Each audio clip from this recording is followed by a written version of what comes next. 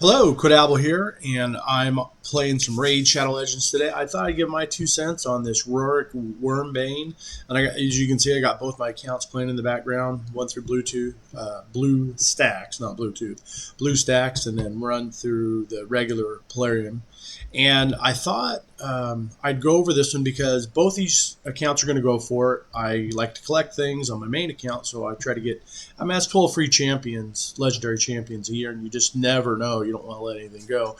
And then I've already skipped a couple with my free-to-play account, El Hain, and I've got everything set up for it. I've been working hard to get the fragments and all the, or not the fragments, but all the resources necessary to get the fragment champion.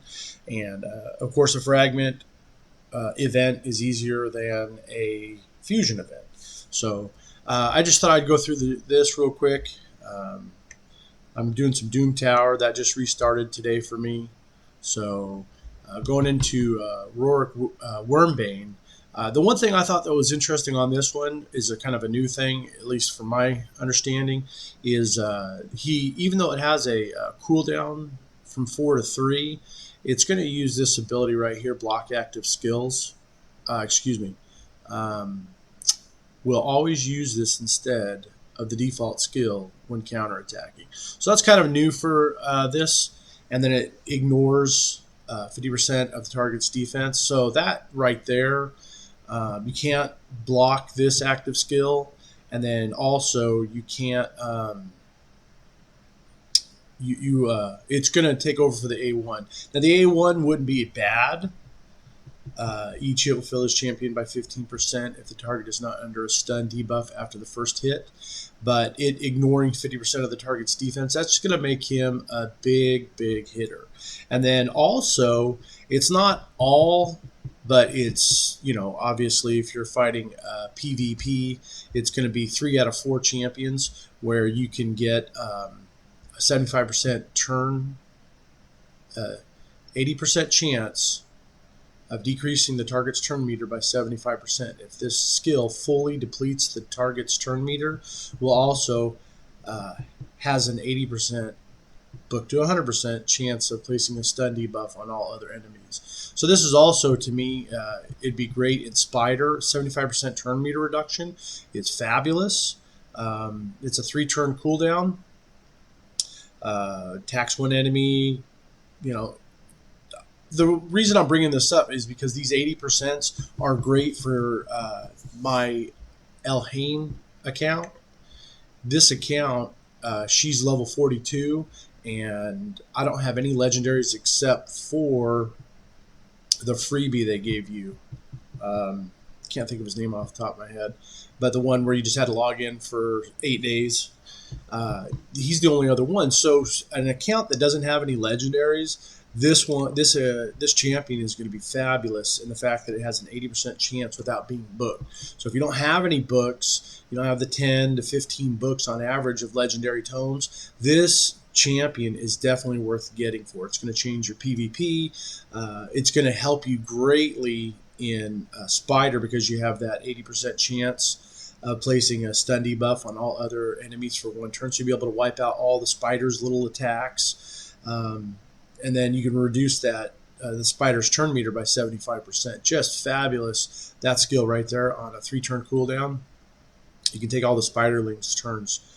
Pretty good 80% chance of wiping out the 10 Spider's turns for 1 turn. And then Fire Knight up here, it's got that attack for 2 turns, so that still kind of makes him good. Plus, you can't put a stun on the Fire Knight. So when he uses his A1 against him, either with his full shield on or without, he's going to get basically a 30% turn meter increase. So that's going to be fabulous. If you pair him with a good counterattacker, if you just happen to pick up Skull Crusher and it can put counterattack on him, he's going to attack and ignore 50% of the target's defense. Now, it won't get the 2 hits, which would be better for Fire Knight, but at the same time, ignoring 50% of the target's defense is going to be a fabulous turn.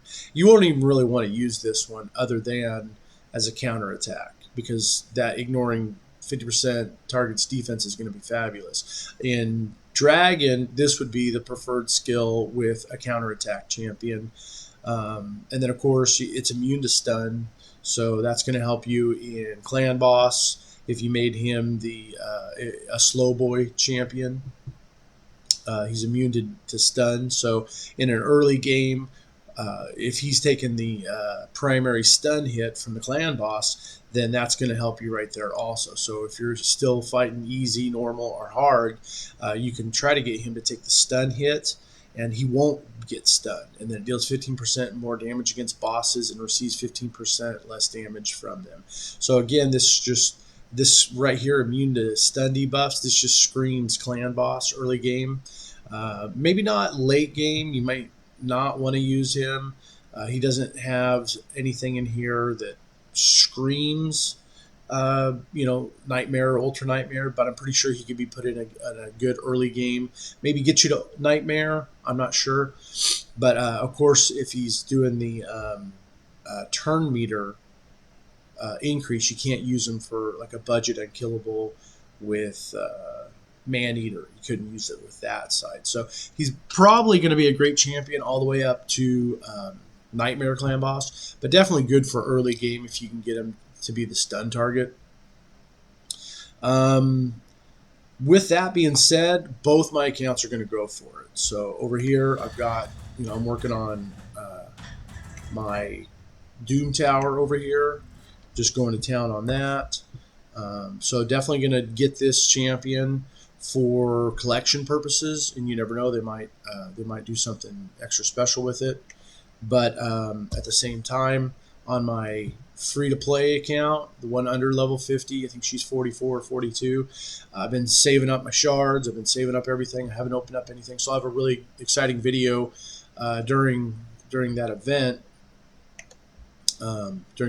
For Roric Wyrmbane, opening up a lot of shards for that account. In fact, I can show you real quick. Back out of that. Got a whole bunch of XP. I was just working on some champions so I can finally take somebody to level 60 on this account. But I've got 1 Sacred, 9 Void, and 66 Ancient. So this is going to be a fun opening during the event to get these champions. See if I get a legendary out of here. Potentially a legendary out of there, but you never know. But definitely excited about getting some new champions. This has all been free to play so far. And that one champion I was talking about, is he High Elves? No, he's I think he's Shadowkin. Here's the free Shadowkin. Yeah, Ninja. Got this guy 550 already up. He's been great for Clan Boss stuff.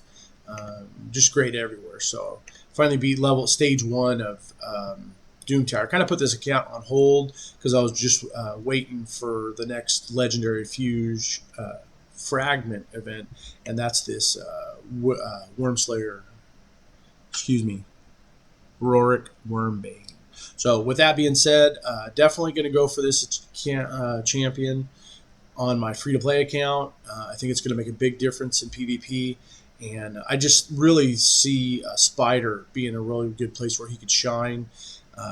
And starting off with 80%, so you don't have to worry about booking, is just fabulous in my opinion. So here you have, here's your up here to place a stun. And you're really not, in my opinion, wanting this stun to hit, especially if you're going to go against any of the bosses, because he's built for that, going against the bosses. So this one being booked or not booked isn't that big of a deal because he's just going to get that turn meter increase. 30% back if he uses this, and then if you can put him with a counterattack champion, ignoring the defense. And then can't be put on block active skills. That's another nice little trick. And then immune to stun debuffs, and just all good character. I'm seeing him shine, in my opinion, in early game PvP, but also Spider. I see it being very helpful in Spider. Just scream Spider to me. That way you don't have all the Spiderlings beating you up. So, all right. Well, I hope this is helpful, and I am going to go for this account on this champion on both accounts. I'd recommend, if you're still haven't gotten your second or third legendary champion, I'd suggest you go for this one. If you need a couple of tips on advising. And then, I'm just going to throw it out there. I haven't really been saying it in the past, but if you want to subscribe to my channel, I haven't even asked for this. But if you subscribe to my channel, that'd be helpful too. I appreciate it. So thanks so much for watching. Have a good one.